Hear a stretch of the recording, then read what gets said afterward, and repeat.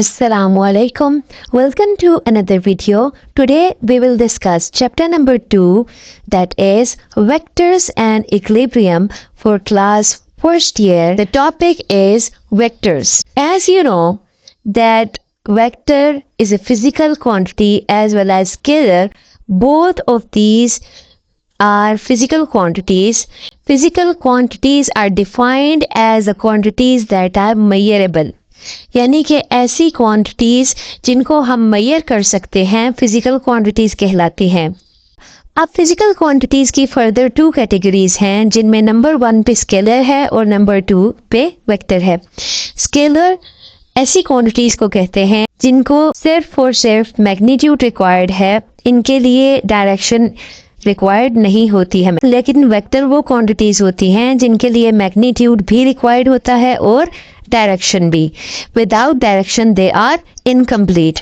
अब scalar quantities में कौन कौन सी एग्जांपल्स आती हैं, जैसे हमने पहले भी लेक्चर में डिस्कस किया था, मास, टेम्परेचर, डिस्टेंस। इसी तरह वेक्टर क्वांटिटीज़ में डिस्प्लेसमेंट, फोर्स एक्सेट्रा।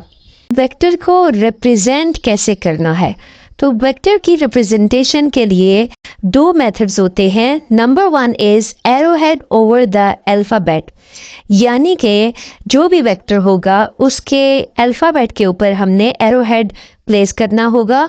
जैसे अब यहाँ पे आपको एरो शो हो रहा है, इसके साथ जो लाइन है वो मैग्नीट्यूड को रिप्रेजेंट करेगी और जो एरोहेड है ये हमें बताएगा कि किस सिम्त में इसकी डायरेक्शन है। Like the start point is represented by the tail and the end point is represented by the head. For example, acceleration, velocity, force, all of these are vectors. इसी तरह दूसरा मेथड है, हमारे पास वेक्टर्स होते हैं, उनको usually books में bold letters में रिप्रेजेंट किया जाता है। जिस तरह से यहाँ पे मैंने शो किया है, एक्सेलरेशन, फोर्स, वेलोसिटी और डिस्प्लेसमेंट को मैंने बोल्ड लेटर्स में शो किया है। यूजुअली आप जो टेक्स्ट बुक्स रीड करते हैं उनमें इसी तरह से वेक्टर्स को रिप्रेजेंट किया जाता है। Now we will study rectangular coordinate system. Refers to the projection of a vector along 2 mutually perpendicular axes, usually taken as the x-axis and y-axis in a 2-dimensional coordinate system, or the x, y and z axis in 3 dimensions. So these components simplify the analysis of vector quantities in physics by breaking them down into independent parts. And these axes intersect at a common point that is called origin. Now we will discuss addition of vectors. For addition of vectors, you have to understand one thing, that sign is used according to the direction. अगर तो direction एक ही सिम्त में है तो हम positive sign use करते हैं और उनको सिंपली ऐड करते हैं। लाइक यहाँ पे एक मास है, अगर हमारे पास 2 फोर्सेस हम एक्सर्ट कर रहे हैं और ये 5 न्यूटन हैं तो इनका सम 10 न्यूटन के इक्वल हो जाएगा। लेकिन अगर यही फोर्स मैं ऑपोजिट डायरेक्शन में लगाऊंगी तो वहाँ पे फोर्स इक्वल टू 0 होगी। क्यों? क्योंकि अब डायरेक्शन ऑपोजिट है and theta will be equals to 180, जिसकी वजह से फोर्स 0 हो जाएगी। And the third one is कि अगर हमारे पास एक मास है और उस पर जो फोर्स लग रही है उनके दरमियान एक एंगल एग्जिस्ट करता है, तो फिर उसकी वजह से हमारे पास एक सर्टेन फोर्स आएगी और उसके लिए फॉर्मूला है square root of a square plus b square plus 2ab cos of theta. तो ये फॉर्मूला हम फोर्स की वैल्यू डिराइव करने के लिए यूज करेंगे। तो basically there are 3 methods of vector addition. Number 1 is that if the force exerted on the mass is in same direction, तो हम उसे सिंपली ऐड करेंगे और theta will be equal to 0 degree. Number 2 कि अगर हमारे पास जो फोर्स हम एक्सर्ट कर रहे हैं मास पे वो ऑपोजिट डायरेक्शन में है, या किसी भी बॉडी पे जो फोर्स एक्सर्ट हो रही है वो ऑपोजिट डायरेक्शन में है, तो फिर हम उन्हें सब्ट्रैक्ट करेंगे and theta will be equal to 180 degree due to opposite direction. Number 3 कि अगर एंगल रैंडम होगा तो फिर उसके लिए हम ये फॉर्मूला यूज़ करेंगे square root of a square plus b square plus 2ab cos of theta.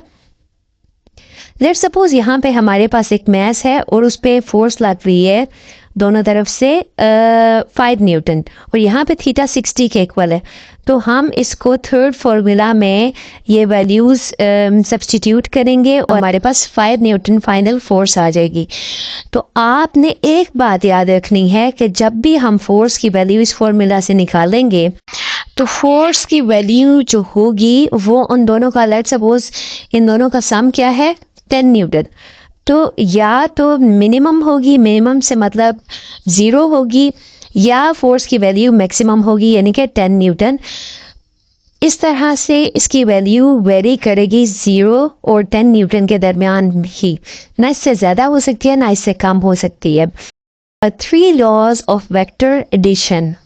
पहले हमने मेथड्स पढ़े, अब हम लॉज को स्टडी करेंगे।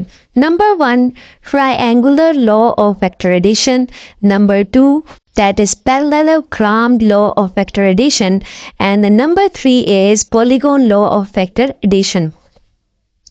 नंबर 1 पे ट्रायंगल लॉ है और ये लॉ स्टेट करता है कि जो वेक्टर्स हैं वो हेड टू टेल एक दूसरे के साथ अटैच्ड होंगे। ये जो लॉ है ये दो वेक्टर्स के लिए ही है। जब भी हम वेक्टर्स का सम निकालते हैं तो वो दो वेक्टर्स का सम होगा और रिजल्टेंट वेक्टर जो है वो उन दोनों वेक्टर का सम शो कर रहा होगा।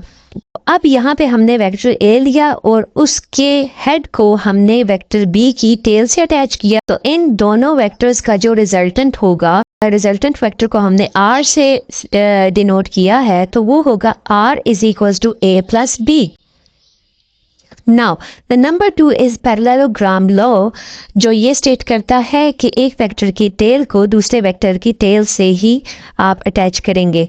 लाइक यहाँ पे हमने वेक्टर ए की टेल को वेक्टर बी की टेल से अटैच किया, तो जो रिजल्टेंट होगा वो इन दोनों के मिड में यानी इन दोनों की टेल्स के साथ अटैच होगा और वो इक्वल होगा r is equals to a plus B और r is equals to b plus a। So this law is a bit different कि इसमें हम एक वेक्टर की टेल को दूसरे वेक्टर की टेल से अटैच करते हैं। Number 3 is polygon law, that is also head to tail rule, यानी वेक्टर a को b से अटैच किया और वेक्टर b को c से, and there can be many vectors in this law. Law ऐसा लॉ है कि इसमें हम बहुत सारे वेक्टर्स को हम एक दूसरे के साथ कंबाइन करके रिजल्टेंट वेक्टर जनरेट कर सकते हैं। जबकि पैरेललोग्राम लॉ और ट्रायंगुलर लॉ ऐसे लॉज हैं जो कि दो ही वेक्टर्स के लिए हम यूज कर सकते हैं। Now we'll study multiplication of a vector by a scalar. So when a vector is multiplied by a scalar, its magnitude changes, but its direction may remain the same or reverse based on the sign of the vector.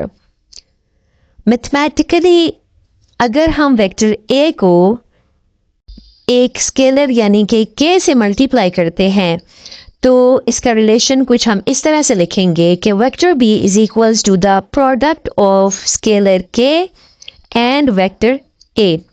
Means कि अगर हम किसी भी vector को एक scalar से multiply करते हैं तो उसकी डायरेक्शन सेम भी हो सकती है और रिवर्स भी हो सकती है।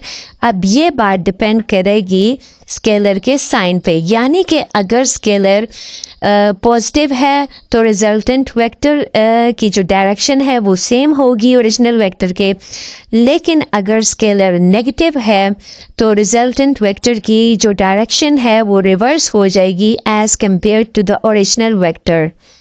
Thank you.